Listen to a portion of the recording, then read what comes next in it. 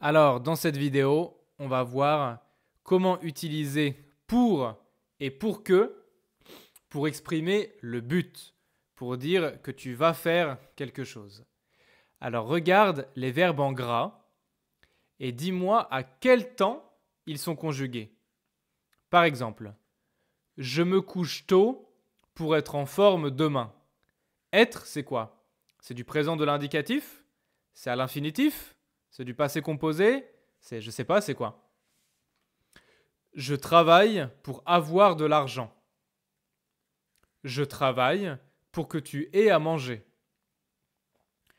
Je mets de la musique pour mieux dormir. Je mets de la musique pour que tu dormes mieux.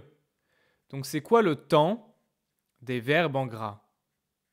Alors je pense que être, avoir et dormir, c'est facile. C'est quoi? C'est à l'infinitif, ouais. C'est pas conjugué. C'est pas conjugué. Que tu aies et que tu dormes, on a déjà vu, c'est du subjonctif présent. Ok? Maintenant, est-ce que tu peux essayer d'imaginer, est-ce que tu peux deviner, can you guess, pourquoi des fois on dit pour et des fois on dit pour que? Regarde. Je me couche tôt pour être en forme demain. I go to sleep early to have energy tomorrow morning. Je travaille pour avoir de l'argent. I work to have money. Je travaille pour que tu aies à manger. I work so you have food. Je mets de la musique pour mieux dormir. I put some music to sleep better. Je mets de la musique pour que tu dormes mieux. I put some music so you can sleep better. Pourquoi des fois c'est à l'infinitif et des fois c'est au subjonctif? Pourquoi des fois on dit pour et des fois on dit pour que? Pourquoi? Alors, quand on exprime le but, si on parle du même sujet deux fois, alors on utilise pour et c'est à l'infinitif le verbe. Si on a deux sujets différents, on utilise pour que et on utilise le subjonctif. Regarde par exemple. Je travaille pour avoir de l'argent. I work to have money. Qui a de l'argent? C'est moi. Qui travaille? C'est moi. Je travaille pour que j'ai de l'argent. Moi. Ok? Donc c'est le même sujet. Je travaille, c'est moi. Pour avoir de l'argent, pour que moi j'ai de l'argent. Donc c'est moi et moi. C'est le même sujet. Mais quand je dis je travaille pour que tu aies à manger, I work so you have food. Il y a deux sujets différents. Je et tu. Dans ce cas, on va utiliser pour que et ça va être le subjonctif. Le verbe va être conjugué au subjonctif.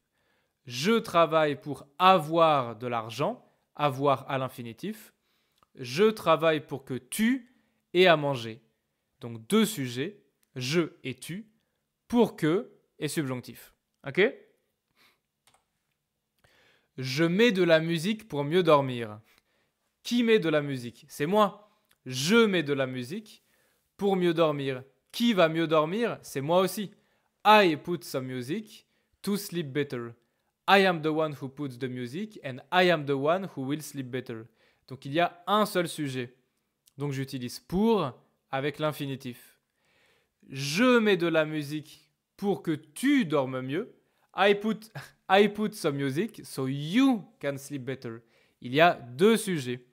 Je et tu.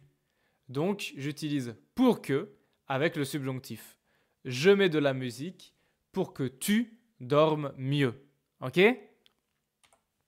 Et maintenant, à la forme négative, pour des phrases négatives, on va avoir pour ne pas avec le verbe à l'infinitif, ou bien pour que avec le subjonctif présent à l'infinitif. Par exemple, je travaille pour ne pas avoir faim. I work to not be hungry. Je travaille pour que tu n'aies pas faim. I work so you are not hungry. La logique de je, infinitif, je, tu, subjonctif, c'est la même, c'est pareil. Je prépare du café pour ne pas dormir.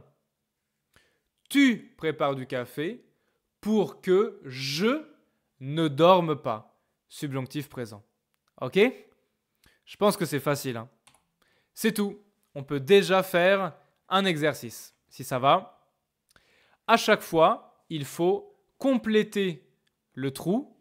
Compléter avec pour ou pour que. Et soit à l'infinitif, le verbe, soit au subjonctif. Ok? Je pense que c'est facile. Hein. It's easy because obviously, like part of the answer is given in the verb in parentheses because sometimes I give the sujet and sometimes not. Tu peux mettre la vidéo en pause ici. Tu fais l'exercice. Tu peux écrire les phrases sur ton cahier. Et si c'est bon, alors c'est parti. Tu dois promener ton chien pour qu'il fasse ses besoins. Je travaille à la maison pour être avec mes enfants. I work at home so I can be with my children. J'ai cuisiné ce plat pour que tu manges. I have cooked this dish for you to eat. Nous allons l'appeler pour lui souhaiter un bon anniversaire. This one, tu peux voir qu'il y a un seul sujet, c'est lui. Nous allons l'appeler pour lui souhaiter, c'est la même personne. We will call him to wish him a happy birthday. Je t'aide pour que tu réussisses. I help you so you can succeed. Elle se prépare pour aller au travail. She gets ready to go to work. Il m'a prévenu pour que je me souvienne. He told me, he warned me, so I can remember. C'est tout. Ça va ou pas? J'espère que ça va. Bon courage pour les révisions. Ciao, à la prochaine.